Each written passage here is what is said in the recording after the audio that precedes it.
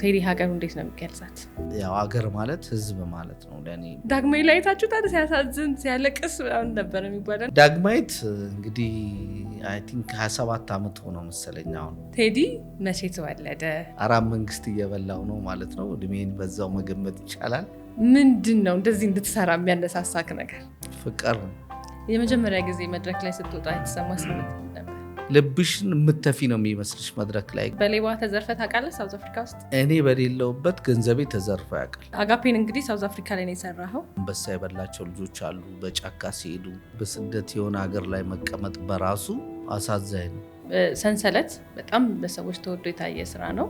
ማንም ሰው ሊያስበው የማይችለው ከባድ ስራ ነው። ስለ በጎ አድራጎት ሌሎች ሰዎች ቢያደርጉት ብለህ የምትመክረው ነገር? መጠየቅ ያስፈልጋል። የወደቁብንን ሰዎች በሙሉ ጥሎ መራመድ ዋጋ ያስከፍለናል ነገና። ሰላም፣ እንዴት ናችሁ? ይህ ከባዩሽ ከበደ ጋር ፖድካስት ነው። የዛሬ እንግዳይ እንግዲህ የተለያዩ ስራዎቹ የምታውቁት፣ የምታከብሩት፣ የምትወዱት አርቲስት ቴዎድሮስ ለገሰ ነው። እንኳን ደህና መጣ። እንኳን ደህና ቆየሽኝ። በጣም ተኮሳትረሃል። ኢንተርቪው ላይ እንደዚህ ነው። ውጭ እንደምታውቂኝ አይደለሁም እኮ። ግን ሲሪየስ ነገር ስናወራ ሲሪየስ ነው መቼም የሰው ልጅ መሆን ያለበት። አይ ሰላምታ ላይ ተኮሳተርክብኝ። እንዴት ነበር ሰላም የምንባባል? እሺ እንኳን ደህና መጣ። እንኳን ደህና ቆየሽ። እሺ ቴዲ፣ እንግዲህ ያው እኔ ብዙ ነገሮችን አውቃለሁ፣ ግን ለተመልካቾቻችን ቴዲ መቼ ተወለደ? መቼ ማለት አንተ ምሬት አይደለም። አይ ዓመተ ምሕረት ችግር የለም። ሴት ሰፈር አደገ፣ እንዴት ነው ወደ ኪነ ጥበቡ የገባው የሚለውን ነገር እንግዲህ ያው እንደ ድሮ ለመቁጠር ያህል ጃንዌ ወርደው ነበር። ጃንዌን አልበላውም። መንግስቱ ኃይለማርያም መጣ ገባ ምናምን ሲባል ነው የተወለድኩት። እንግዲህ መንጌን፣ አቶ መለስን፣ አቶ ኃይለማርያምን እንግዲህ ዶክተር አብይን አራት መንግስት እየበላው ነው ማለት ነው። እድሜን በዛው መገመት ይቻላል። አሁን 49 አካባቢ እየሆነ ነው። ተናገርክ እድሜ? ምንም ችግር የለውም። ብዙ ሰርቼበታለሁ። በጣም ረጅም ዓመት ከማወቅ የተነሳ አብሮ አደጊ ነው ልል ነበር። ያው አንቺን ራሱ እኮ የማውቅሽ 17 ዓመት ነው። ስለዚህ በጣም የሶስት ልጆች አባት ነኝ። እንግዲህ ይህን ይመስላል። አዎ ቴዲዬ፣ እንግዲህ እኔም የማውቅህ በጣም ብዙ ሰው የሚያውቅህ፣ እኔ በልጅነቴ ብል አይከፋማ፣ በልጅነቴ ያየሁትን ድራማ ዳግማዊ ላይ ነው። ዳግማዊ ላይ በጣም ብዙ ሰው ይወድህ ነበረ። የብዙ እንግዲህ ስጠይቅ የብዙ ሰው ክራሽም ነበርክ። ክራሽ ምንድን ነው? ብዙ ሰው በጣም ይወድህ ነበረ፣ በጣም ብዙ ሰው እና የምትታወቀው እንደውም በጣም ቆንጆ ተብሎ ነበረ የምትጠራው።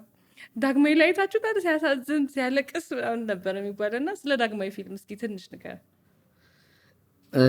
ዳግማዊት እንግዲህ አይ ቲንክ 27 ዓመት ሆነው መሰለኝ አሁን ከተላለፈ እና አንድም የመጀመሪያም ለኢትዮጵያ ፊልም አይ ቲንክ ከትላልቆቹ ፊልሞች ከነ አስቴር ከነ ሄሩት አባቷ ማን ነው ምናምን በሚሉት ደረጃ ከሚታየው በካሴት ደረጃ ከወጡ ተወዳጅ ፊልም አንዱ ነበረ። ሰራዊት ፍቅሬን የጻፈው ያዘጋጀውም እሱ ነው። በጣም በወቅቱ ከመወደዱ የተነሳ ቴሌቪዥን ላይ ሁሉ እንዲታይ በቅቷል። ያን ጊዜ በመላው ኢትዮጵያ ላይ የቴሌቪዥን ድራማው ተወዶ ዳግማዊት በጣም የታየ የቤተሰብ ታሪክ ስለነበረ በጣም ብዙ ሰው ስሜቱን ነቅቶታል። ያው ቆንጆ ስለሆንኩ ሳይሆን በወቅቱ በደንብ ስለተጫወትኩትና በወቅቱ ደግሞ በብዛት ብዙም አርቲስትም የለም ነበረ እና እድሉንም በማግኘቴ ልወደድ ችያለሁ።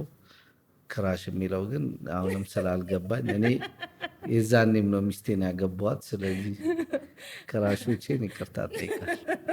አዋይ ያው ረጅም ጊዜ ነው፣ ግን ያው ብዙ ሰውም ስለአንተ ስጠይቅ እንደዛ ነው። አንቺ ዳግማዊትን አይተሽው ነበር? ዳግማዊትን አይቼው ነበረው። ህፃን ሆነሽ ማለት ልጅ ሆኜ ነው። በጣም ተደግሟል መሰለኝ 93 ላይ ይሁን 94 ተደግሟል። እንደገና ስንሰራ ይሆናል አንቺ የደረስሽበት። ስትሰሩት ነው ወይስ ሲደገም?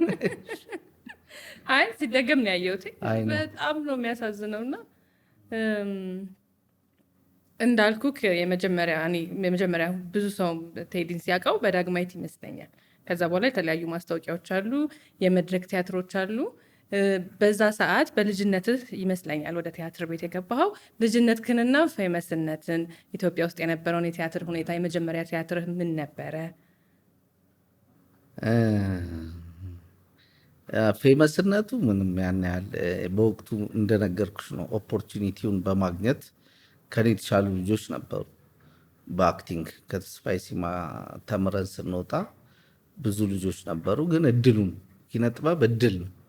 ስለዚህ ያንን እድል ስታገኝ በደንብ እድልሽን የመጠቀም ጉዳይ ነው ይዞሽ የሚወጣው እና በዛ በተጠቀምሽበት ጊዜ ደግሞ ተመልካቹ ያንን ስራ የሚወድልሽ ከሆነ የመታወቅ እድልሽ ከፍተኛ ነው። ቆንጆ ስለሆንሽ ስላልሆንሽ አይደለም። ግን በዛን ወቅት ያው እድሉን አግኝቼ ዳግማዊትን ከሰራው በኋላ እንደገና ቲያትር ቤት የመቀጠሩን ቻንስ አገኘውኝ። ከዛ በፊት አክቹዋሊ የልብ እሳትን ጽፈን የያሬድ ትምህርት ቤት አስገምግመን ከዛ ሀገር ፍቅር አስገመገም ነው አለፈ። የልብ እሳትን የጻፍኩት ፕሌይ ነበር። ከዛ አንድ 5 ዓመት የመታየት እድል አገኘ። እዛው ተቀጠርን ቲያትር ቤት የጣር ሳቂ የወር ቲያትር ጻፍኩኝ። እሱም በጣም በሚወደድ ሁኔታ ታየ። ስለዚህ አጋጣሚዎቹ ቶሎ ቶሎ እያነሱኝ ሄዱ።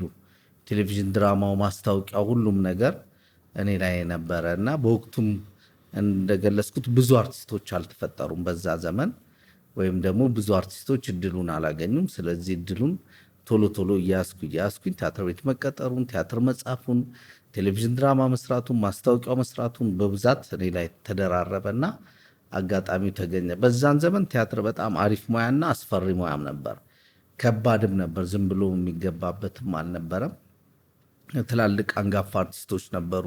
እኛ ቲያትር ቤት ስንገባ በጣም ልጆች ነበር። ገና 12ኛ ክፍል ጨርሰን ምንም እንትን ሳንል ነው እና በጣም ህጻናቶች ነበርን ማለት ይቻላል። እና አናቀውም ራሱ የሙያው ክብርን የሙያውን ዲሲፕሊን የወሰድነው በጣም ከአንጋፋዎቹ ከትላልቆቹ ጋር በመስራት ነው። ከነደበበ እሸቱ ጋር የመስራት ከነሽታው ከልካይ፣ አበበ ተምትም፣ ኪሮስ፣ ሀገር ፍቅር የነበሩ በጣም በርካታ ጥሩ ጥሩ ሰዎች ነበሩ። ስማቸውን ሁሉንም መጥራት አይቻልም። ግን እነሱ በሰጡን መልካም የሆነ እድል ተጠቅመን እኛም ተቀጥረን እንግዲህ ስም ኖሮን አርቲስት ቴዎድሮስ ለገሰ ወደሚል ደረጃ ደርሰናል። የመጀመሪያ ጊዜ መድረክ ላይ ስትወጣ የተሰማ ስሜት ነበር? እንቅልፍ ያሳጣል። ማለት የመድረክ ቲያትር በዛን ጊዜ አስፈሪ ነው። እንዳሁኑ ቲያትር ተዘግቶ ምናምን የሚካሄድበት አይደለም። ገና አንድ ቀን እንኳን 2 ቀን 3 ቀን ሲቀረው እንቅልፍ ታጫለሽ እና ልጆች ስለነበርን በቃ አድናቆቱ የሰራነውን ስራ ራሱ አናውቀውም። የልብ እሳት እንዴት ነው ሰው የሚያየው የሚቀበለው የሚለውን ነገር ምንም የምናውቀው ነገር የለም። ስለዚህ በቃ መጀመሪያ ላይ ቲያትር ቤቱን ገብተን ራሱ መድረክ ላይ ስንወጣ ሰው የሚጨበጨብበትን ቦታ የሚሳቅበትን ቦታ አታውቂው። የመጀመሪያሽ ነዋ እና በጣም አስፈሪ አስደንጋጭ፣ ልብሽን የምትተፊ ነው የሚመስልሽ። መድረክ ላይ ግን ያው እግዚአብሔር ነገር ሆኖ እግዚአብሔር የቀደመበት ጉዳይ ስለነበረ ወደ ቲያትር ቤት መሄዳችንም እግዚአብሔር ተጨምሮበት በጣም ሰክሰስፉል፣ በጣም ደስ የሚል ጊዜ የቲያትር ቆይታዬን ዘመን በጣም የምወደው የማከብረው እና ሁልጊዜም እኔ መድረክ ላይ ሰርቻለሁ የመድረክ ተዋናይ ነኝ ብዬ የምመካበት ስራዎች ነበሩ። ያኔ ደስ ይል ነበር። ደስ ይላል።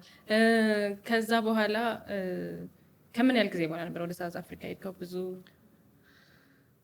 ሳውዝ አፍሪካ ያው አንዳንድ አጋጣሚዎች ተፈጠሩ፣ ሄድኩ። በቃ የተወሰነ ጊዜ በኋላ የጣር ሳቂ የልብ እሳት ታይቶ ወደ 90ዎቹ ውስጥ ነው የሄድኩት ወደ ሳውዝ አፍሪካ። ሳውዝ አፍሪካ ደግሞ ሌላ ዓለም ሌላ ህይወት፣ የኪነ ጥበቡ ከዛ ፍምስና ከዛ መታወቅ ከዛ ዝና የሆነ ሀገር ላይ እንደ አዲስ እንደ ህፃን ምንም የማታቂበት ዓለም ላይ መኖር ማለት ነው። የማታቂ ህይወት ውስጥ ንግድ ውስጥ ነው የገባ ነው። ስለዚህ ሌላ ዓለም ሌላ ህይወት ሌላ ቻሌንጅ ነበር በህይወታችን።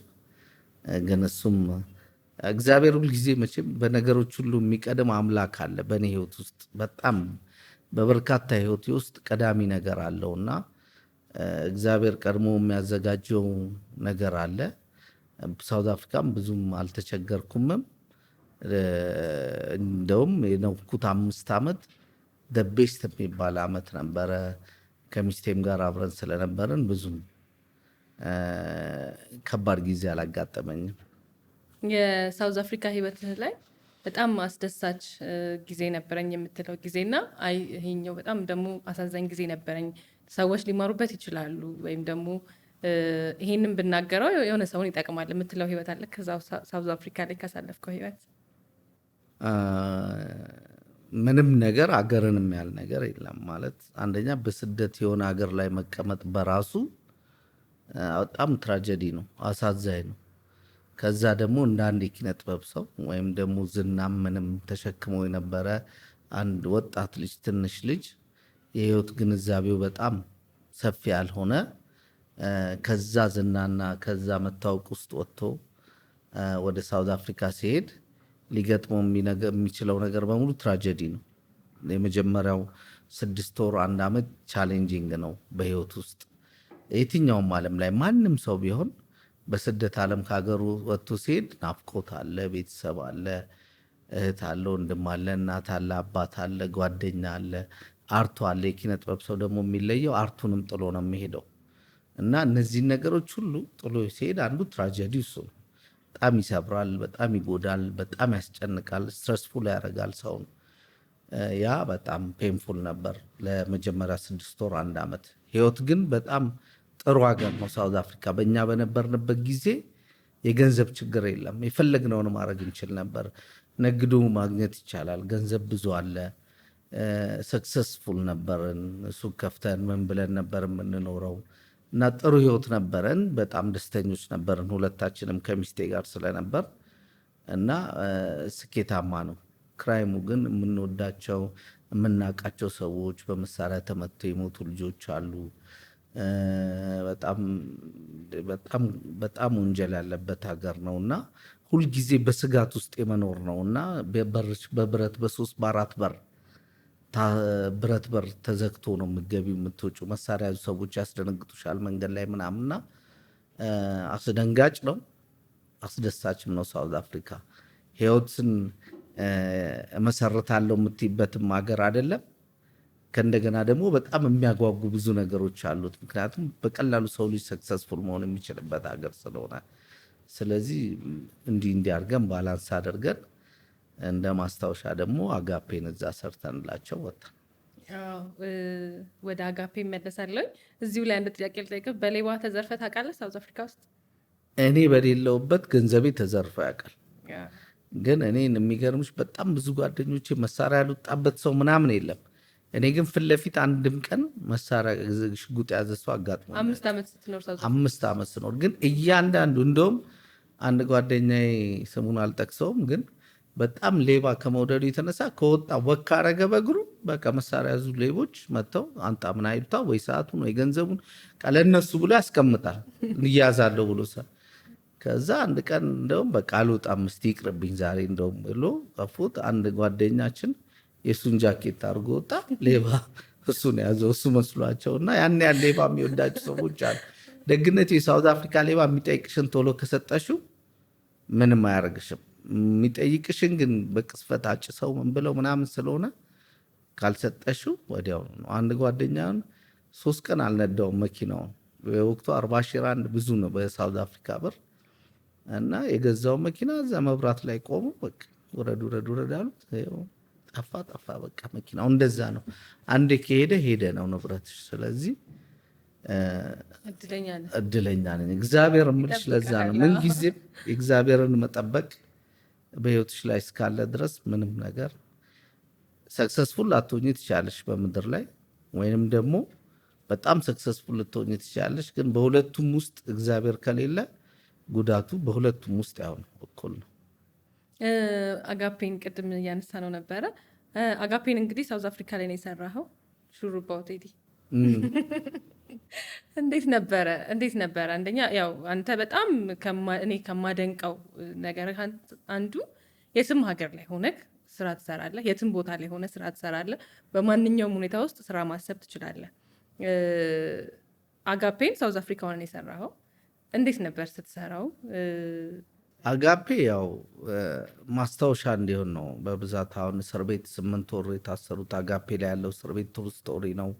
8 ወር የታሰሩ ልጆች አሉ። ጠፍተው ሶማሊያ እንዲያወጣቸው አንድ ሙስሊም እሱም ሶማሌ ፈልጎ በቃ እንደ ሰው የሚረዳ ሰው አለ እና 8 ወር ኢትዮጵያኖች ከታሰሩበት እስር ቤት ያወጣቸው አሉ። አንበሳውን የከተትነው አንበሳ የበላቸው ልጆች አሉ በጫካ ሲሄዱ እና የምሰማቸውን ስቶሪዎች የፍቅር ስቶሪው የተለያዩ ልጆች አሉ እና የምሰማቸውን ስቶሪዎች በአንድ ነገር ጠቅልሎ ልክ ልወጣ ወደ አሜሪካ ፕሮሰሴን ጨርሼ ልሄድ ምናልባት 6 ወር አይቀረኝም። ኦልሬዲ ሜዲካል ወስጃለሁ ምናምን እና ከዚህ ሀገር ላይ አንድ ነገር ማስታወሻ ያስፈልገናል ለህይወታችን ለሁላችንም ብዬ የሰራው ስራ ነው። እጅግ በጣም የምወደው ስራ ነው። በጣም አጋፔ በጣም በህይወቴ ውስጥ በጣም ትልቅ ሚና ያለው ነው። ማለት አጋፔን ባልሰራ ኖሮ ሌላ ሰው ሆን ነበር። በቃ ከዚህ በኋላ በሙያ አልቀጥልም። አሜሪካን መጥቼ የአጋፔ ፍቅር ነው ህዝቡ የነበረው የአጋፔ ፍቅር ነው እንደገና እንድሰራ እንድበረታ ያደረገኝ እንጂ ቶታሊ አሜሪካ ስገባ ሌላ ሰው ልሆን ይችል ነበር። በቃ አርቱን እርግፍ አድርጌ ልተው ይችል ነበር። በጣም ተወዶ የታየ ስራ ነው። በጣም የሚወደድ ስራ ነበረ። ቻሌንጁ ምን ነበረ? ለመጀመሪያ ጊዜ በሰው ሀገር ላይ ስራ አስቦ መስራት ምን ነበር ቻሌንጁ? አንደኛ ባለሙያ ማግኘት። ሰው ሀገር ላይ ትልቁ ፕሮብሌም ባለሙያ ነው። እንደዚህ ሀገር አይደለም። በጣም ብዙ ብር ነው የሚከፈላቸው። ሁለተኛ ፍርሃት። ማታ የሚቀረጹ ሲኖች አሉ፣ ወንጀል አለ፣ ምን አለ እና የሳውዝ አፍሪካ ልጆች በጣም ማከብራቸው በወቅቱ አጋፔን በምንሰራበት ጊዜ ይጠብቁን ነበር። ሌሊት የሆነ ገደል ጫካ ምናምን ማታ ስንቀርጽ በመኪናቸውን በሙሉ ይዘው መጥተው ይጠብቁናል ሁሉም እና እንዳንፈራ ቤታቸውን ክፍት አድርገው በጣም አሪፍ ልጆች አሉ። በቃ አጋፔን እንዲሰራ የፈለጉ የሁሉም ማስታወሻ ሁሉም ሱቃቸውን ክፍት አድርገው ቤታቸውን ክፍት አድርገው ጫካ ውስጥ እየጠበቁን እንዳንዘረፍ ማለት ነው። መሳሪያው ምኑ ይዘው ትሄዳሉ። አሁን ይህን ካሜራ ዘርግተች ሳውዝ አፍሪካ ላይ አሰር የሚሆነ ቦታ ላይ ምንም እናከብራል እናመሰግን ጊዜ ስጥለን ብለው ይዘው ነው የሚሄዱት። ምንም መናገርም አችም የሚይዙት መሳሪያ ይህን ነው የሚያክለው። በጣም ነው የሚያስደነግጠው እና ያ በጣም ከባድ ጊዜ ነበረ ለመስራት። ግን የሚገርመው በ15 ቀን ሹቲንግን ይሰራል። ቃጥንተን ምን ብለን ጨርሰን 15 ቀን ወጣን ለቀረጸ። ያ ሁሉ ነገር ተቀርጾ ያለቀው በ15 ቀን ነው። አንድ ፈረንጅ የሚቀርጽ ሰው አገኘን ከልጆቹ ጋር ከሚስቱ ጋር ምናምን ከጓደኞቹ ጋር ሆነው ሰሩት። በቃ ያኔ እሱ አንዱ ትልቁ ችግር ነበር። ከ5 ዓመት በኋላ ነው ወደ አሜሪካ ሄድከው? ሳውዝ አፍሪካ ቆየው 5 በጣም በህይወቴ ላይ ምርጥ ከምላቸው የእድሜ ጊዜያቶች ጥዬ ወደ አሜሪካና ሰፊው ወደ ሆነው ዓለም ገባው። አሜሪካ ውስጥ ያው በጣም ብዙ ስራ ሰርተሃል። በጣም ብዙ ሰው ትቀበላለህ።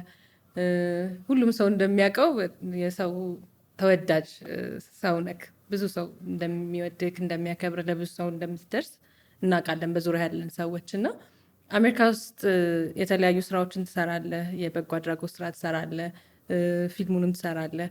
ከዛ በፊት ግን አሜሪካ ስለሰራቸው ስራዎች ከመመለሳችን በፊት እኔ እናንተም ወደ ተዋወቅንበት ስራ ልመለስ እና ዲያስፖራ ቲያትር ለመጀመሪያ ጊዜ ከአሜሪካ መታችሁ ኢትዮጵያ ውስጥ የሰራችሁት ስራ ነው። የተለያየ ክፍለ ሀገሮች ላይም ሰርታችሁታል። ዲያስፖራ ቲያትር እንዴት ነበረ? እኔ እንግዲህ ማስታውሰው ከትምህርት ቤት እየመጣው ባክስቴጅ አይ ነበረ።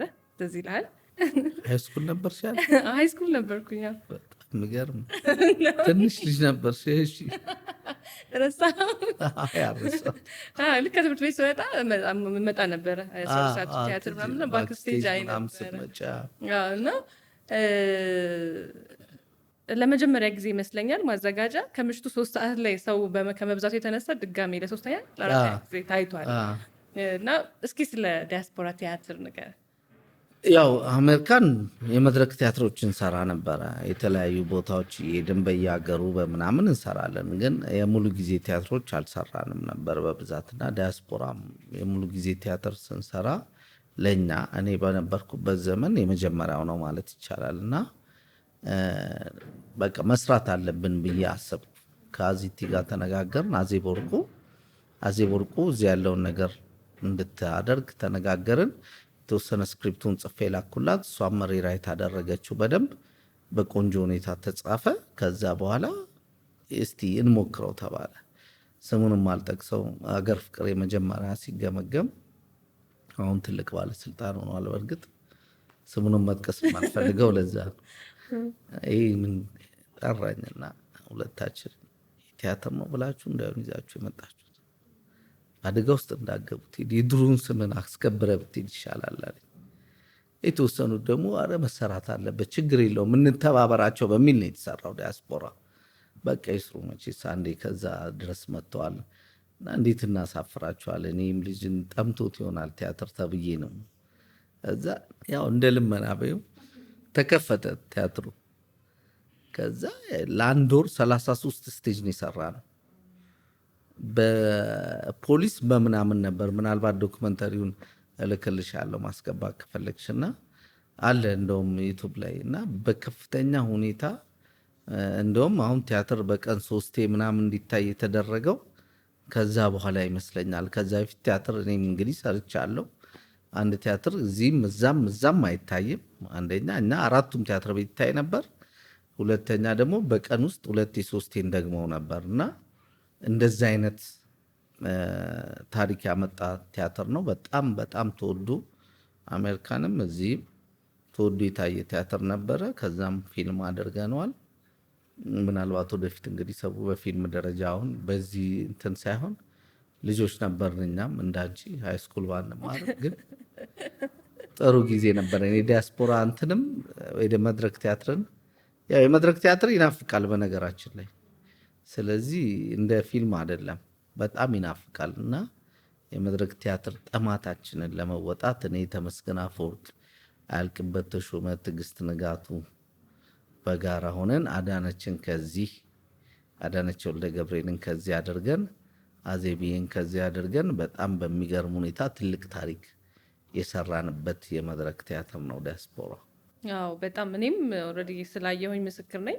እንዳልኩክ እንደውም የመጨረሻው ትዝ ካለ አዲ የመጨረሻው ላይ ነስሯት ሁሉ አልቻለችም።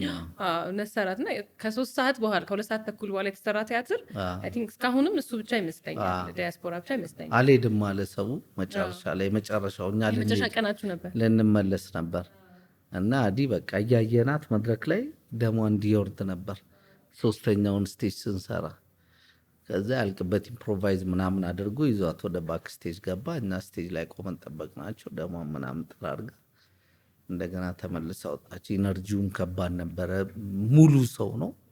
ሰው እየተጠቀጠቀ ነው የሚታየው። አዳራሹ ታፍኗል። ምን ብሏል። በዛ ሙቀት ላይ በዛ እነዛ ፓውዛዎች አሉ። አልቻለችም አድዬ። በቃ እንደዛ አይነት አጋጣሚ ገጥሞን ነበር። ዲያስፖራ ቲያትርን ስታስብ ምን ፈጥኖ ወደ አይምሮክ ይመጣል? ወይ ምን ደስ የሚል ጊዜ ይመጣል? አንደኛ አብረን የሰራንባቸው ሰዎች በጣም ፖዘቲቮች ነበሩ። አዚቲም አድዬም ሁላችንም። ጥበብ እንደዛ ነው። ልብን ይፈልጋል። ቅን ልብ ከሌለ ሰክሰስ የለም። ስለዚህ ልባችን የሁላችንም ጥሩ ነበር። ከመድረኩ የምንፈልገው ነገር ፍቅሩን ነበር። ስለዚህ ያንን በጣም እጅግ በጣም ደስ የሚል ተመልካቹ በሚገርም ሁኔታ ፈልሶ መጥቶ ያንን ፍቅርና አክብሮት ስለሰጠኝ እጅግ በጣም በጣም በጣም ማረሰው አጋጣሚና በታሪኬም ውስጥ በኪነ ጥበብ ታሪኬ ውስጥ በደንብ በቀይ መስመር የምጽፈው ምርጥ ነገር ነው። ወደ አሜሪካ ከሄድክ በኋላ ለመጀመሪያ ጊዜ ወደ ኪነ ጥበብ ወይም ወደ አርቱ የተሳተፍክበት ስራ ምንድን ነው? ለመሳተፍስ ያስቸገረህ ነገር ምንድን ነው? እንዳሁኑ እንግዲህ በጣም ብዙ ሰው የዛን ያታቅም ገና እየገባህ ነው። እንዲህ እንግዳ ነው የምትሆነው። ምን ነበር ያስቸገረክ ነገር? ያው እኔ አሁን አጋፔን ፊልም አሳይ ነበረ። ከዛ ባሻገር ግን አለም ፀሐይ፣ አያልቅበት፣ ቶም፣ ተመስገን አፈወርቅ እና ከኔ በፊት ቀድሞ የሄዱ ልጆች ቲያትር ይሰሩ ነበር። አጫጭር ድራማ አበባየሁ ታደሰ፣ ተስፋዬ ሲማ እና ከነሱ ጋር አብሮ መስራት አጫጭር ድራማዎች ነበር የምንሰራው። እና እኔ እጽፍ ነበር። ደግነቱ መጽሐፍ ነፍሱን ይማረውና ዮሐንስ ብርሃኑ ከሀገር ፍቅር ስወጣ የመከረኝ ምክር በቀን 1 ፔጅ ቢሆን መጽሐፍ እንዳታቆም ብሎ መክሮኝ ነበር። ባይሰራም ዝም ብለህ ጻፈው ይለኝ ነበር። ስለዚህ ምንም አላቆም የሆነ ነገር ዝም ብዬ አይሰራም እኮ አውቃለሁ አይኖ ግን ዝም ብዬ ጽፍ ነበር እና የመጽሐፍ ነገሬ ከውስጤ እንዳይወጣ አድርጌዋለሁ እና አጫጭር ድራማዎች ቶሎ ቶሎ እንጽፍ ነበረ። በጣም እንደውም አክቲቭ ያደረገን ነገር እሱ ነው እና አለም ፀሐይ ተስፋዬ አዋየው ሁላችንም ሆነን አጫጭር ድራማዎች ለ5 ዓመት አሜሪካን ሀገር ላይ እየዞርን ሰራን። ትልቁ ችግር ግን አሁን ለምሳሌ ማክቤዝን የሚያህል ፕሌይ ሰርተን ኦዲየንስ 1 ቀን ነው የሚያየው ወይም 2 ቀን ነው የሚያየው እና በጣም አስቸጋሪ ነበረ። አሜሪካን ሀገር ቲያትር ለማስለመድ ይህንበትና የከፈልነው ዋጋ የተለያዩ ስራዎች እየሰራን ነው። ሌላ ነገር ከሰራን ቲያትሩ አንሰራም። ስለዚህ ላለመቀጠር ነው ሁልጊዜ የምንሰራው ቲያትር ውስጥ ለመቆየትና ግን ቲያትር ብናየው የሚለምድ ነገር አይደለም። ስለዚህ መጨረሻ ላይ እኛም ሳንወድ በግዳችን ወደ ፊልሙ ጥበብ መመለስ ግዴታ ሆነ እንጂ ቲያትር አሁንም ቢለምድ ደስ ይለኛል። አሁንም ትልቅ ቲያትር ብንሰራ ደስ ይለኛል። አሜሪካ ግን አንድ ቀን ተሰርቶ ያከትማ። አሁን ዋሽንግተን 300 ሰው አለ፣ 300 ሺህ ሰው ምናምን አካባቢ አለ ቢያንስ። ግን ያሳዝነኛል ጊዜ 1000 እንዴት ቲያትር ተመልካች እናጣለን? እንዴት እንለምናለን? እኛ ቲያትርን የሚያክል ነገር እየሰራን ምናምን እላለሁና አለም ፀሐይ ጊዜ የሚቆጫት ይሄ ነውና ተመልካች ለማፍራት ብዙ ሄደናል። ግን የራሳችን የሆነ መሙላት እንችላለን አዳራሹ፣ ግን ወዶት ካልመጣ ቲያትርን አንደጋግመውም። ስለዚህ ሁላችንንም እያራራቀን ከካሊፎርኒያ ማጥናት ከባድ ነው። አንዱ ትልቁ ቻሌንጅ ካልቻቸው አሁን ጥናት ነው። ማክቤዝም በስልክ ነው የምናጠነው እና አባየው ካሊፎርኒያ ናቸው። ተስፋዬ እዛው ካሊፎርኒያ ሆኖ ሌላ ከተማ ነው። እኔ ሌላ ከተማ ነኝ። ቲጂ ሌላ ከተማ ነች፣ ሜሪላንድ ነች። አለም ፀሐይም ሜሪላንድ ነች። እኔ ቨርጂኒያ ነው የምኖረው። የተለያዩ አበባ አዲስ ከካናዳ ነው የመጣው። ስለዚህ በስልክ አጥንተን ነው የጋሽ ጸጋዬ ገብረ መድኅንን የሚያክል ፕሌይ በስልክ ተጠንቶ ሁሉም ፕሌዮቻችን በስልክ ነው የምናጠናቸው። አንዴ ስቴጅ ላይ የተገናኘንበት ጊዜ አለ። በቃ ልምምድ እንደዚሁ እየተያየን መድረኩን ላዩ ላይ ዳይሬክት አድርገናል። እኔ አለም ፀሐይ አበባየውና ተስፋዬ እና ትልቁ ቻሌንጃችን ታይም ነው፣ ጊዜ፣ ጥናት። እንደዚህ ሀገር ቁጭ ብለን 6 ወር አጥንተን 3 ወር አጥንተን አለም ቲያትር የምንሰራው በስልክ አጥንተን ነው እና ከባድ ቻሌንጅ አለው። ለሙያችን ትልቁ ታፉ ነገር እሱ ነው። ጊዜ ላይፍ ስላለ ማለት ነው። ላይፍ ስላለ ጊዜ ነው የሚሆነው። ብዙ ጊዜም ሰዎችም ሲያወሩ በስልክ ነው የምናጣ፣ አንተም ስትል በስልክ ነው የምናጠናው ይላሉ። ከሌላ ነገር ጋር ስለማይሄድ ይመስለኛል።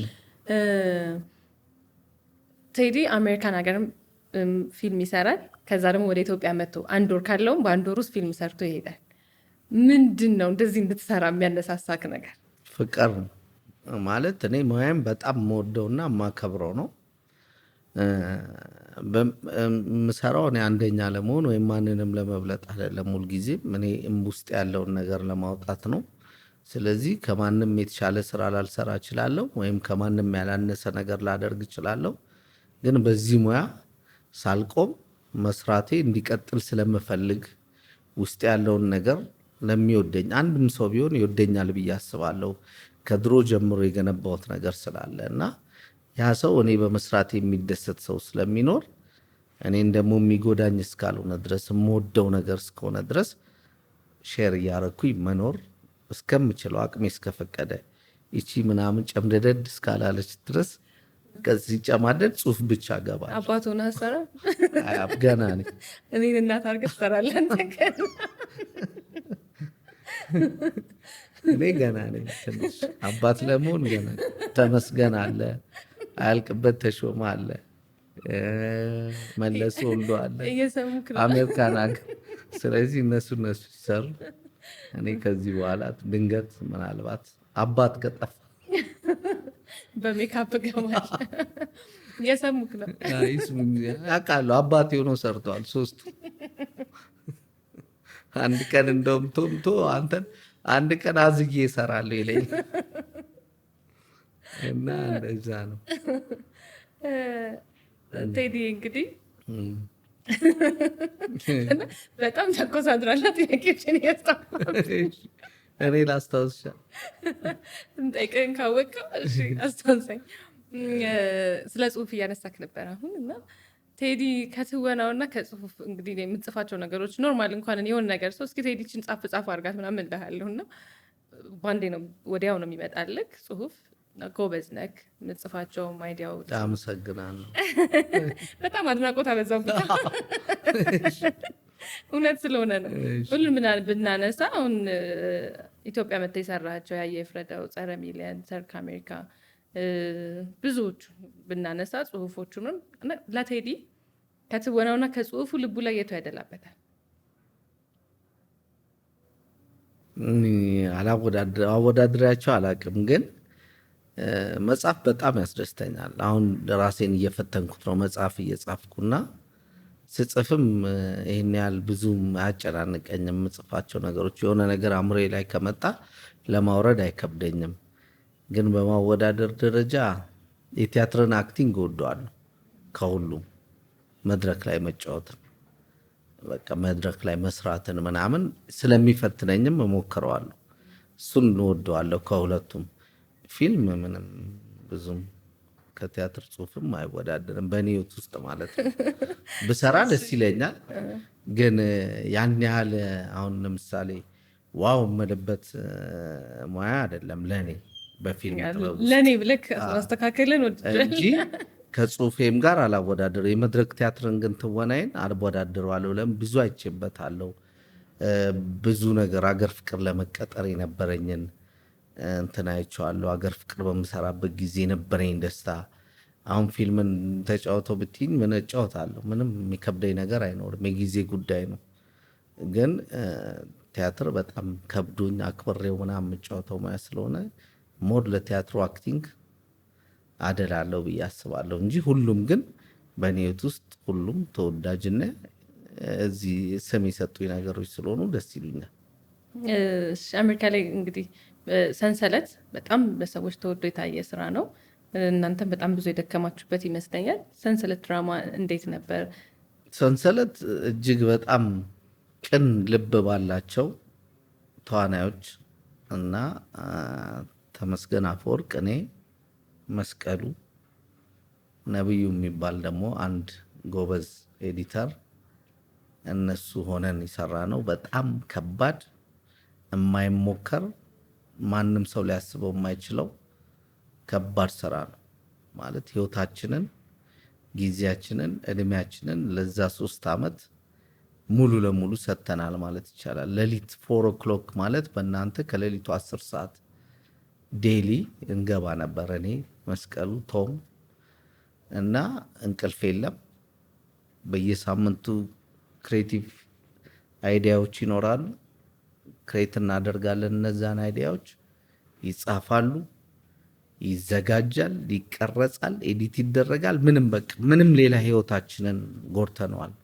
የቤተሰብ የምን ሁሉን ነገራችንን ማለት ነው። እና ሰንሰለት በጣም ህይወታችንን የወሰደ ግን ደግሞ በዛው ደረጃ እኔ አሁን ለምሳሌ አውሮፓንም ዓለምንም ስዞር ዛሬም ድረስ በጣም ተወዳጅ የሆነ የሁሉ ልፋታችን በዚህ ደረጃ ሰው ላይ መግባቱን ሳይ ደስ ይለኛል። ቅድም ያልኩት ነገር ነው። እና ከማንም የተሻለ ነገር ሆነን ለመስራት አይደለም የሰራ ነው። እንችላለን ተባብለን ተገናኝተን የሰራን ሰዎች ነን። ችለን ደግሞ አሳይተናል ለኢትዮጵያ ህዝብ ሆነ ለሚወደን። ግን ሰንሰለት በህይወታችን ላይ በጣም ልዩ ታሪክ ያለው ስራ ነው። ከባድ ነው፣ የማይሞከርም ስራ ነበር። ግን ሞክረን 132 ክፍል ሰርተናል እና በጣም አሁንም አልቆመም። ኢትዮጵያ ምናምን ብዙ ቀረጻዎች ነበሩን። ያው እግዚአብሔር ያልፈቀዳቸው ብዙ ነገሮች አሉ። በዛ ምክንያት እንዲቆም ተገደደ እንጂ ባካፕ ምን ነበረን። ያው እግዚአብሔር ሲፈቅድ ወይ ይሰራል ወይ አይሰራም። ገጠመኛለህ ሰንሰለት ላይ? ሰንሰለት በእኔ ህይወት ሳይሆን በሌሎቹ ላይ የተለያዩ ገጠመኞች አሉ። አሁን ለምሳሌ ጋሽ ጣሰው በሚጫወተው ካራክተር ላይ እና መብራት ኃይል ሆኖ የሚጫወተው ጋሽ ጣሰው በጣም ያሰቃያል ሰው ሲቀጠር እዛና አንዳንዴ ሪል ነው። የተወሰኑ ባለቤቶች እንደዛ ሰራተኞቻቸውን ሊያደርጉ ይችላሉና በጣም ሰው ውስጥ ገብቷል ያ ነገርና እውነት ነው የሚመስላቸው እና ቼክ ሁሉ እንጻፍለት የሚሉ ሰዎች ነበሩ። ለመብራት ኃይል እኔ እረዳዋለሁ፣ የተወሰነ ብር ልስጠው፣ በቃ አለቅ፣ ይሄን ገንዘብ ሰጥቼ ልገላገል፣ መተኛት አልቻልኩም የሚሉኝ ሰዎች ነበሩ። ለሱም እንደዛው ጋሽ ጣሰው በመኪና ሲያልፍ ሊያሻግር መኪና ትራፊክ ላይት ላይ ቆሞ አንተ ወንድ ነህ ይህን መኪና እንደዚህ ያቋርጠውና እኔ ገጭቼ እሄዳለሁ አለችው አንድ ሴትዮ። ኧረ ፊልም ነው እኮ ፊልም አይደለም ገጭቼ ነው የምሄደው። አንተ ወንድ ነህ በቃ አንተ ይህንን መኪና መንገድ አቋርጠ ሄድ ምናምን እንደዚህ በዚህ ደረጃ ሰው ቶምን የሚፈሩት ሰዎች ነበሩ። ሲያዩት በቃ ይንቀጠቀጠ። ተመስገን በጣም ነበር የሚያስፈራው እዛ ፊልም ላይ እና በቃ እንዲህ ሼክ የሚያደርጉ ሰዎች ነበሩ ሲያዩት። እንዲህ ሪል እኮ ቶም ማለት የመጨረሻ ታውቂዋለሽ እንዴት ተጫዋች ተዝናኝ ምናምን ሰው እንደነበር። ግን በዛ ፊልም በቃ እንዳውሬ ነው የሚታየው እና እንዲህ ሼክ ያደርጋሉ ሲያዩት ልጆች። አንዳንድ ሰዎች ወይኔ ያውልሽ ምናምን ነው የሚባባሉት። በቃ እንደ ሰው አያዩትም እንዳውሬ ነው። በጣም እንትን ስለነበር እኔንም እንደዛው በደግነት በየዋህነት የማረጋቸውን ነገሮች በሙሉ መጥተው እናትህ እኮ መቼ ዕለት ያወራሃት ሴትዮ ነች። አንድ ሴትዮ ነበሩ እንደውም ቀርጫቸዋለሁ። እንዲህ ያኛው ወንድሜ የምትለው ሰው የሆነ ነገር እያደረገ ነው ተጠንቀቅ። እናትህ እኮ መቼ ዕለት አዋርታታል አንተ ስለማታቅ ነው ግድ የለም እናትህ እሷ ነች ሌላ ቦታ አፈልግ ያሉ ሴትዮ አሉ። እና በጣም የተለያዩ በጣም ምርጥ ገጠመኞች ነበሩ። ሁሉንም ላለማስታወስ አልችልም። ግን ሰንሰለት በጣም የሰው ልጅ ልብ ላይ በመላው ዓለም ማለት ይቻላል አሁን ዞሬም ስላየሁት በጣም ትልቅ ክብር የነበረው ስራ ነው። እግዚአብሔርም በዚህ ክብሩንም ምስጋናውንም ይሰጥ። ሌላው ቴዲ እንግዲህ እኔ እስከማየው እስከማውቀው ድረስ በፊት የነበሩ ጓደኞችህን ኢትዮጵያ ውስጥ ታገኛለህ። በየቀኑ የምትገናኙ ነው የሚመስለው ፍቅራችሁ ያላችሁ አታችመንት። አሜሪካም ሀገር የተለያዩ ጓደኞች አሉ። ጓደኝነት ለቴዲ ምንድን ነው? እኔ በነገራችን ላይ ብዙ ጓደኛ የለኝም። ያሉኝ ጓደኞች በጣም ጥቂት ጓደኛም አትያቸው አንቺንም ጨምሮ ማለት ነው። እንደ ወንድም እንደ ቤተሰብ በቤተሰብ ህይወታችን ሁሉ የምንገናኝ ሰዎች ነን እና ጓደኛ የተወሰነ ጓደኛ ነው ያለኝ። እነዛ ጓደኞቼ ደግሞ ለእኔ በጣም ምክንያታዊ ከምንም ነገር ውጭ ማለት ነው። እኛን ያገናኘን ምንም ሳይኖረን ነው። ማንነታችንን ሳንተዋወቅ እኔ ቴዲ እንደሆንኩኝ ደምስ ቤቢ ተሻለ እንደሆነ ነው እና እዚህ ሀገር ላይ ያሉኝ ጓደኞች እነሱ ናቸው። ስለዚህ እነዛ ጓደኞቼ እንደ ወንድም ነው የምንተያየው ዛሬም ድረስ። ስለዚህ በየህይወታቸው ውስጥም አለውኝ በእኔም ህይወት ውስጥ አሉ። እንደዛ ነው እና ከአንቺም ጋር ያለን ግንኙነት ከቤተሰብም ጋር ያለን ግንኙነት እንደዛው ነው እና ጓደኛ ለእኔ ከቃሉ በላይ ነው ብዬ ነው የማስበው እና እንደ ወንድም ያስተሳስራል። የግንትን ጉዳይ አይደለም። እኛ ተጠያይቀንም አናውቅም ማንነታችንን በልጅነታችን እና ምንም ሳይኖረን ዳቦ በወተት እየበላን አብረን የነበርን ጊዮርጊስ ቤተክርስቲያን ላይ ቆመን ስንጸልይ ያደግን ልጆች ነን። ስለዚህ ዛሬም ስንገናኝ እኔ ቴዲ ነኝ ለእነሱ። አሜሪካ ስለሄድኩ ስላልሄድኩ አይደለም። እኩል ነው የሚሰድቡኝ፣ የምንሰዳደበው እኩል ነው የምንበላው። የፈለጉበት ገብቼ እበላለሁ፣ የፈለጉበት ያልኳቸው ቦታ ይመጣሉ እና ያሉኝ ቦታ ሄዳለሁ እና ጓደኝነታችን ከቃላት በላይ ነው። እዚህ አካባቢ ላለነው ሰዎች አሜሪካም እንደዛው ነው። አሜሪካም ጥቂት ጓደኞች ናቸው ያሉኝ። ከነዛ ጋር አመታት ተቆጥረዋል በህይወቴ ላይ። ትንሽ እኔ ወደ ቡቡ ነኝ እና በቀላሉ አንዳንድ ጊዜ አላዝን እችላለሁ እና የራሴን ስሜት የሚያውቁልኝ ሰዎች ብቻ ናቸው በቅርብ የሚረዱኝ። ለሌላ ሰው ግን ጉረኛ፣ ትምከተኛ ምናምን የምመስላቸው ብዙ ሰዎች አሉ። ግን እኔ በህይወቴ ውስጥ በጣም እንደዚህ አይነት ሰው እንዳልሆንኩኝ የሚያውቁኝ ሰዎች ስለሚረዱኝ ነው። ጥቂት ሰዎች አብረውኝ ያሉት። ዘላለምም አብረን የኖር ነው። ለዛ 30 ዓመት በጓደኝነት ማሳለፍ ታፍ ነው። ከአንቺ ጋር ራሱ 27 ብለኩል አታድርገኝ። አንድ ፎቶ ለቅቄ እዚህ ፌስቡክ ላይ ያለ ነው።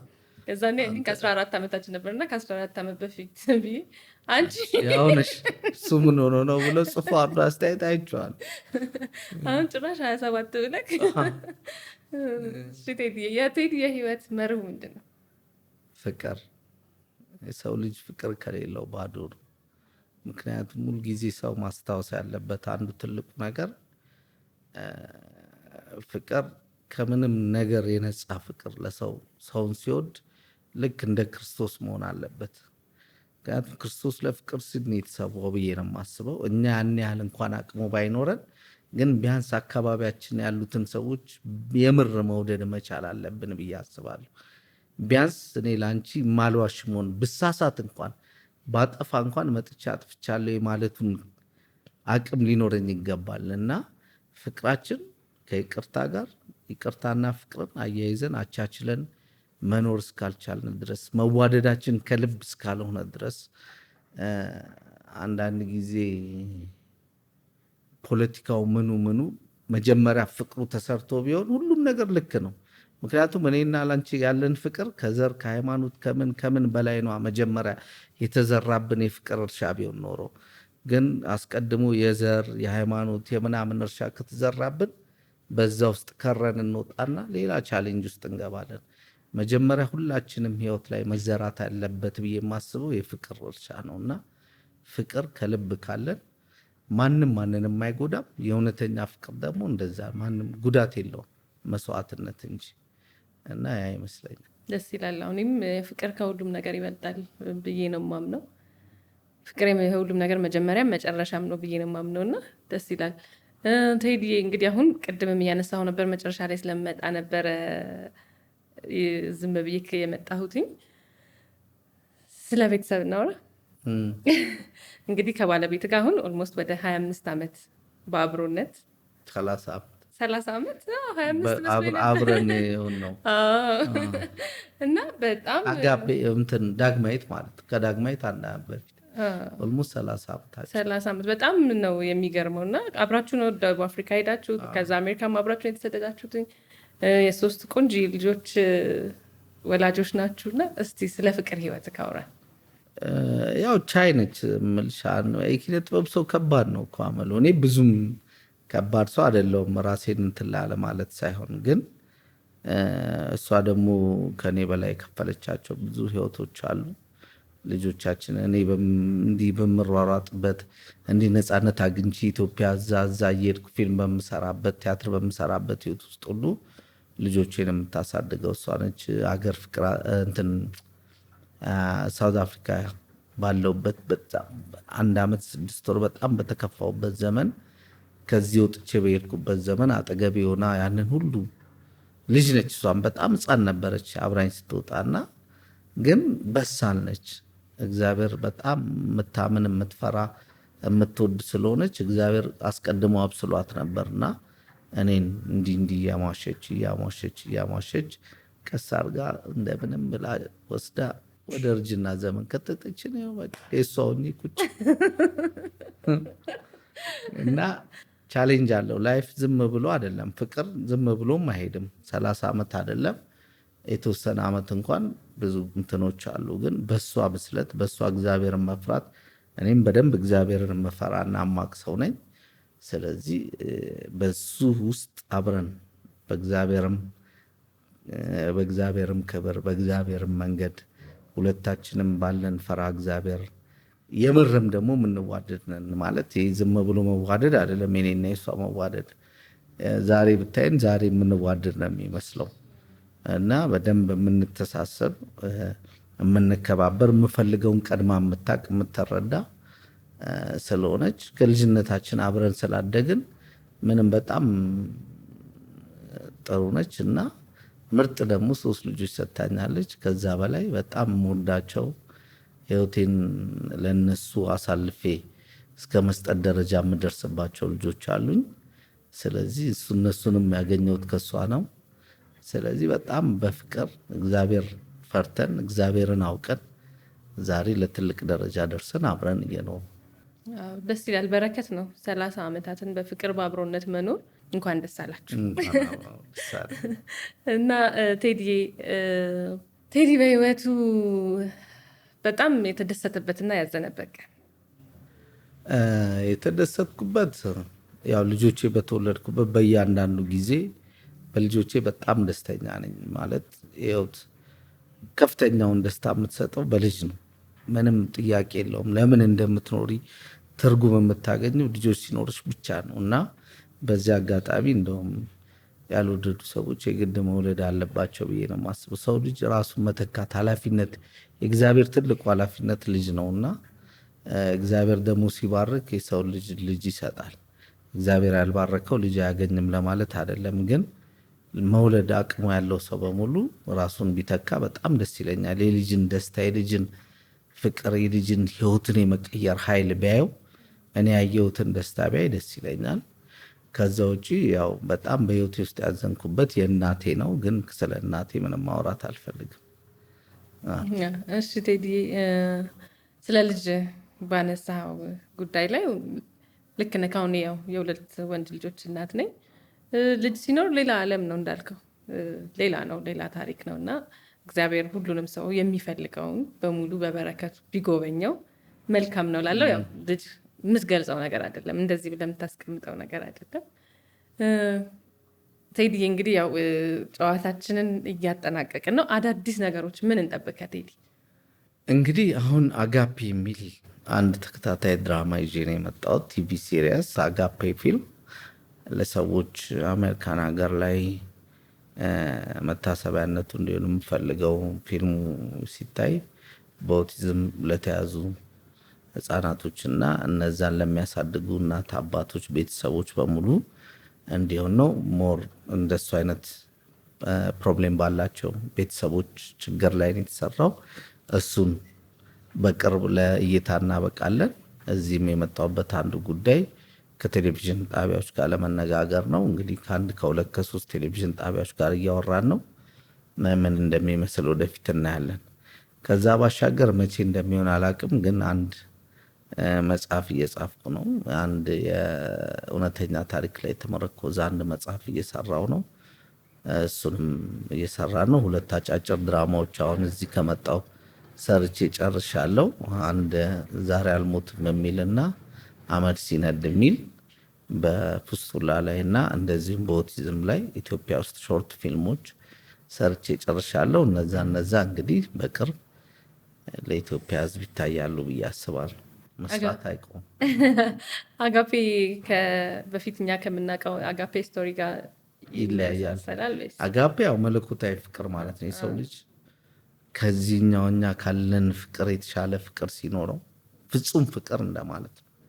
ስለዚህ በአጋፔ ውስጥ አሁን በምንሰራው ፊልም ውስጥ ፍጹም ፍቅር ያላቸው ሰዎች አሉ። ለልጅ ሊሆን ይችላል፣ ለአባት ሊሆን ይችላል፣ ለልጅ ሊሆን ይችላል እና እነዛም ፍጹም ፍቅር በምን ልግለጸው? እነዚህ ስፔሻል ኒድ ያላቸው በኦቲዝም የተጠቁ ልጆች ያላቸው ልጆች እጅግ በጣም ፍቅር ናቸው እና አንድ አባት እንደዚህ ጥናቱን እየሰራው እያለ እኔ እንደውም ከጤነኞቹ ልጆቼ ይልቅ እሱ ነው ፍቅር የሚያስይዘኝ እና መውለዴን የማውቀው በሱ እሱን ከወለድኩ በኋላ ቻሌንጂንግ ነው አውቃለሁ፣ ግን እሱ መኖር ነውና ጥንቃቄ እንዳደርግ ህይወትን እንዲህ ተጠንቅቄ እንዳያት የማያደርገኝና በጣም ፍጹም ፍቅር ውስጥ ነው ያለሁት ብሎ ነው የነገረኝና አንዳንድ ጊዜ በቃ አጋፔ ብቻ ነው የእነሱን ፍቅር ሊገልጸው የሚችለው ብዬ ነው የሰራሁት። ግን አይ ዶንት ኖ ወደፊት ርዕሱ ሊቀየር ይችላል አይችልም አላውቅም። እሺ ቴዲ፣ ስለ ስፔሻል ኒድ ስለሚያስፈልጋቸው ህጻናቶች ስናወራ ብዙ ጊዜ በበጎ አድራጎት ላይ ተሳተፋለህ እና ስለ በጎ አድራጎት ሌሎች ሰዎችም ቢያደርጉት ብለህ የምትመክረው ነገር አንተ አሁን በደንብ ልብህን ገዝቶ የምታደርገው ነገር ነው።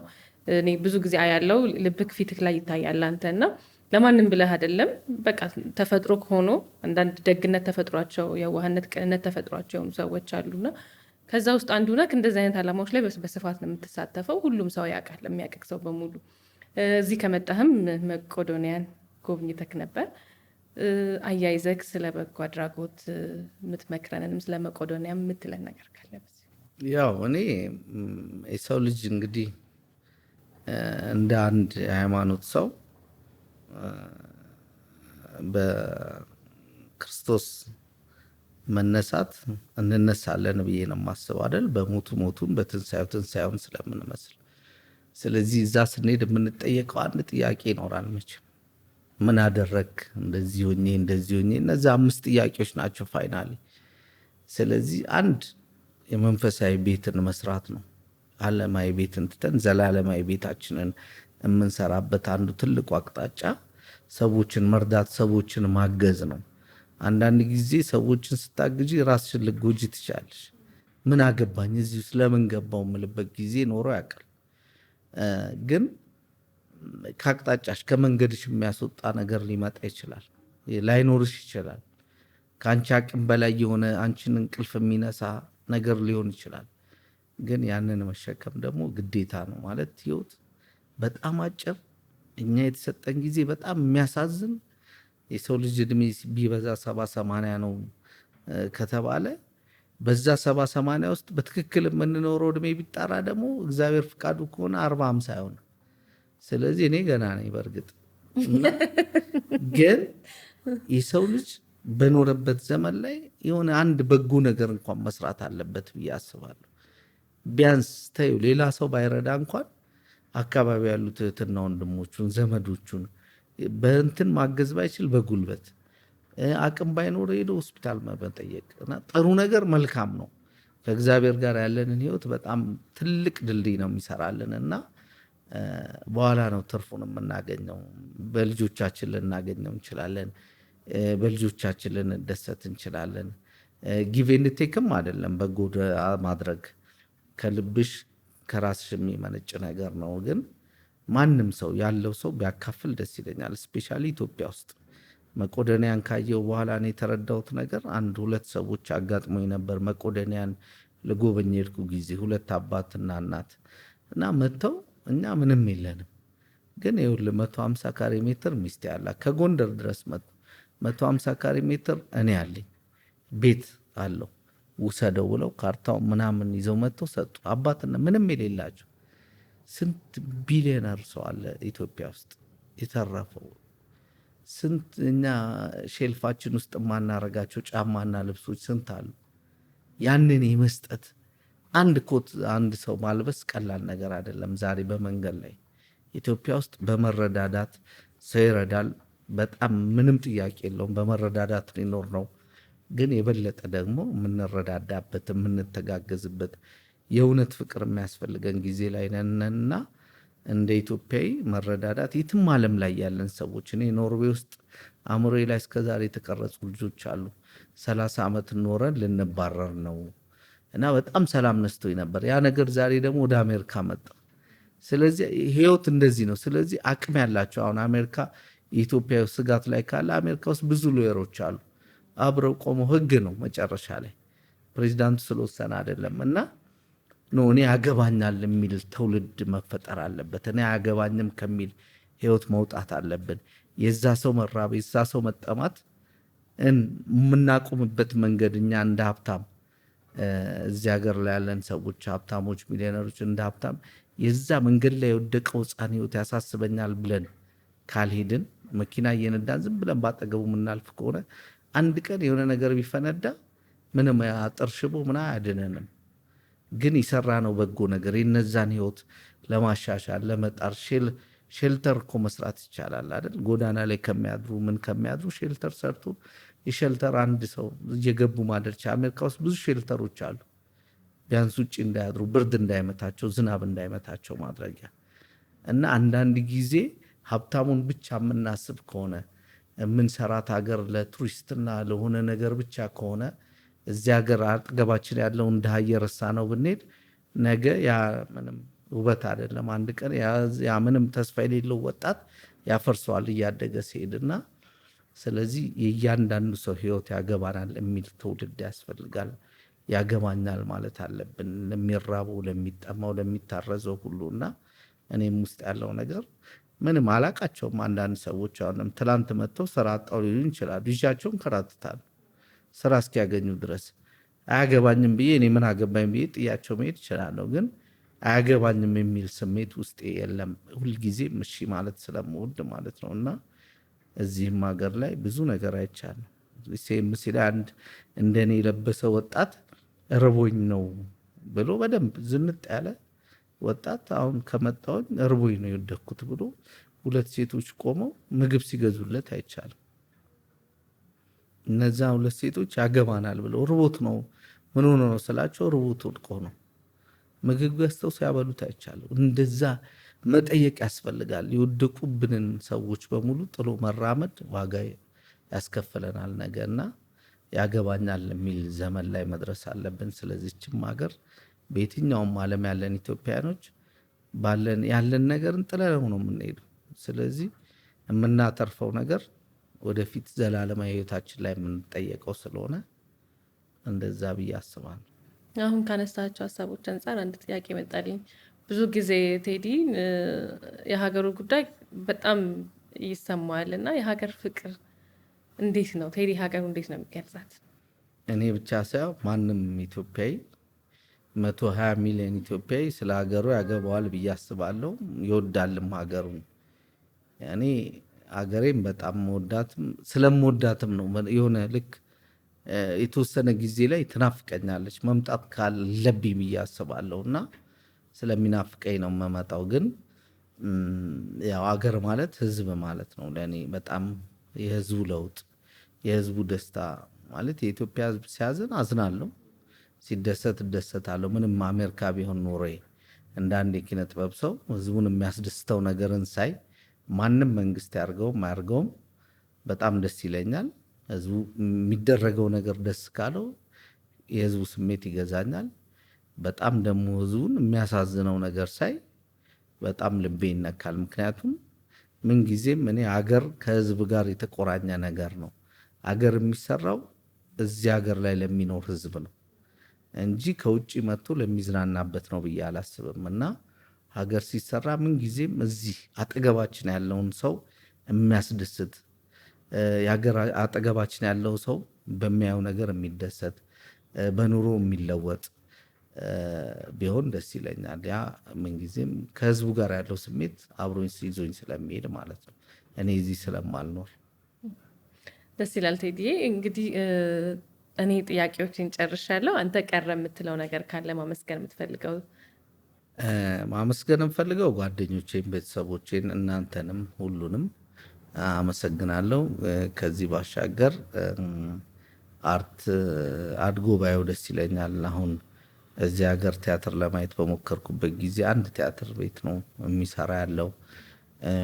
የፈለገ ነገር ቢሆን የፈለገ ነገር ፎቅ ቢሰራ ህንፃ ቢታደስ ማንም ሰው ፖለቲሻን ነኝ የሚል አንደበተ ርቱዕ ነኝ የሚል የሚሰራውን ነገር ውበት ቢነግረን በቴሌቪዥን እንደ ኪነ ጥበብ ጉልበት ያለው ነገር የለም። እንደ ፊልም ጉልበት ያለው ነገር የለም። እንደ አርት ሰዎች ይህንን ውበት መግለጽ የሚችሉ ሰዎች የሉም።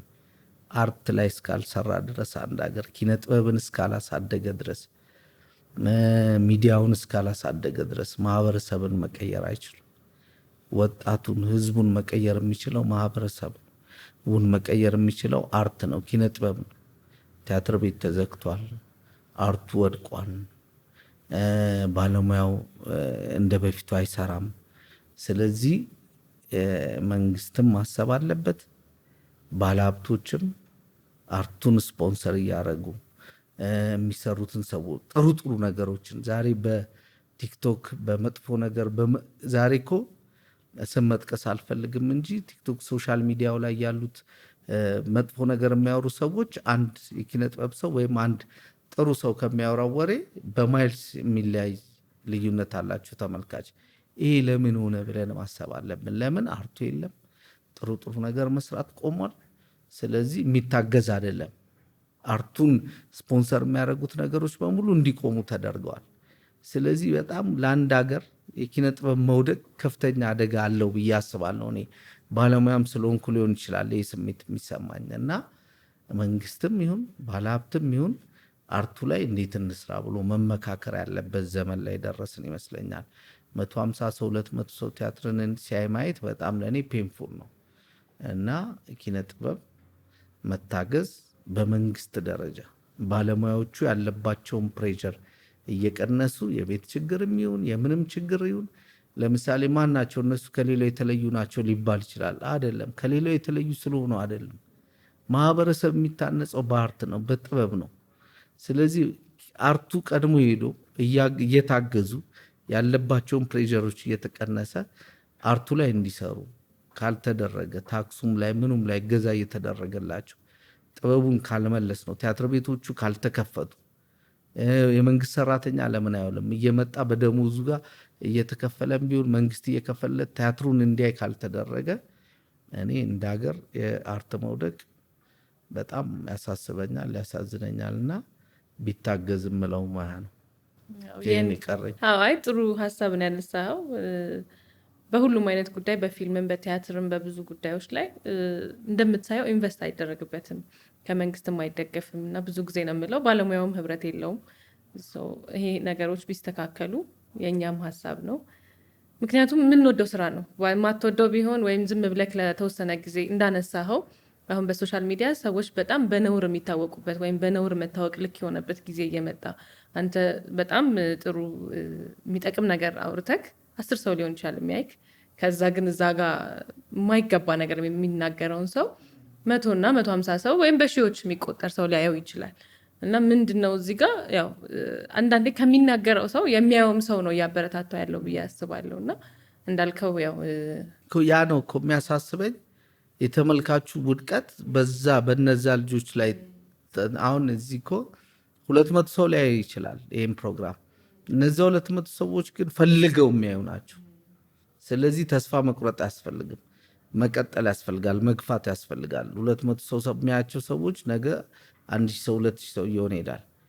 ግን ማህበረሰቡ የቱ ጋ ነው ያለው ለምን እዛ ጋር ሆነ ብለን ካላሰብንና እዛ ላይ መስራት ካልቻለን የሚመሩን ሰዎች እዛ ቲክቶክ ላይ ያሉት የሚመሩን ሰዎች እዛ እነሱ ከሆኑ ነገ እንደ ሀገር ወጣቱን እንመልሰዋለን፣ ወጣቱን እናበለጽገዋለን ብለን የምናስበው ወጣት በአእምሮ መበልጸግ ካልቻለ፣ በአርት ታንጾ በመልካም ሰዎች ታንጾ ካልበለጸገ ምንም ነገር ልናበለጽግ ሰው ካላበለጸግን ድንጋይና እንትን ብናበለጽግ ምንም ጥቅም የለውም ብዬ ነው የማስበው። ቴዲ በጣም ነው የማመሰግነው። ያው ቀን መጀመሪያ ስንጀምር እንደተናገርኩት ቴዲ ጓደኛዬም ወንድሜም ቤተሰቤ ነው። አክብረኝ ስለመጣ ከኔ ጋር እንደዚህ አይነት ቆንጆ ጊዜ ቆንጆ ጨዋታ ስላሳለፍን ያው እንግዲህ አግቼ ነው ያመጣሁት። ምን አይነት ከነበርኩበት ቦታ እንዳመጣኋቸው መግለጽ አይቻልም፣ ግን ታግተህ ነው የመጣው። ጸባይ ከሌለ አሁንም አትወጣም። እውነት ነው። 8ኛ ፎቅ ላይ ነው ያለሁት። እና በጣም አመሰግናለሁ ቴዲዬ። በዚህ አጋጣሚ በጣም ነው የምወድክ፣ በጣም ነው የማከብርክ። እኔም በጣም ነው የምወድሽ፣ በጣም ነው የማመሰግነው። መበርታት ያስፈልጋል። እንዲህ አይነት ስራ ላይ ማቆም አያስፈልግም። ጎብዘሽ እንደምትሰሪ እርግጠኛ ነኝ። ጎበዝ ነሽ ደግሞ አንቺ። ጥሩ ታነቢያለሽ፣ ትጽፊያለሽ፣ ማይንድሽ ጥሩ ነው፣ ትማሪያለሽ። ማስተርስሽን ጨርሰሻል። ስለዚህ ጎበዝ ስለሆንሽ በርትተሽ መስራት እንደናንተ አይነት ሰዎች እንትን ካላሉ ዋጋ የለንም እና በርትታችሁ እንድትሰሩ በጣም አደራ እላለሁ። አመሰግናለሁ። እግዚአብሔር ይስጥልኝ። አመሰግናለሁ በጣም። እንግዲህ ተመልካቾቻችን ከአርቲስት ቴዎድሮስ ለገሰ ጋር ያደረግነው ቆንጆ ጨዋታ ይህ ነበረ። ይህንን ፕሮግራም የተሳካ እንዲሆን ለሚያግዙን ሳም ስቱዲዮ ኢትዮጵያ፣ ማርኪድ ፈርኒቸር፣ ቢፋኒ ጀነራል ትሬዲንግ እንዲሁም ደግሞ ዲኖ ፋሽን ቢዩቲክ እጅግ አድርገን እናመሰግናለን። ስለምታዩን ስለምታበረታቱን በጣም እናመሰግናለን። በሚቀጥለው ሳምንት በሌላ እንግዳ እንገናኛለን። እወዳችኋለሁ።